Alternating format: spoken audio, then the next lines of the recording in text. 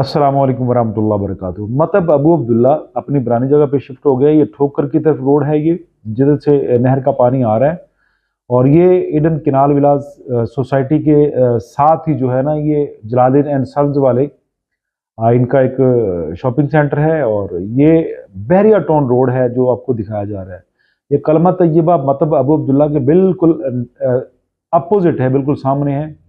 और ये नहर का पुल है ईडन किनाल विलास के बिल्कुल सामने। और सामने आपको फिल्टर हाउस नजर आ रहा होगा। ये फिल्टर हाउस ऑटो वर्कशॉप है। और इसके साथ ही देखिए मतलब अबू अब्दुल्ला नहर के ऊपर शिफ्ट हो गया है। तो दोस्तों से इल्तमास है, इस एड्रेस को ज़्यादा से ज़्यादा शेयर कर दीजिए। आज से हम लोग यहाँ शिफ्ट हो गए हैं। ये हमारा पुराने वाला एड्रेस है, बिल्डिंग रिपेयरिंग पे थी, अब रिपेयर हो चुकी है, हम यहाँ शिफ्ट हो चुके हैं। तो ज़्यादा से ज़्यादा दोस्तों से इल्तमास है, शेयर करिए ताकि दूसरों को पता चल जाइए। और आने से पहले फ़ोन कॉल ज़रूर कर लीजिएगा।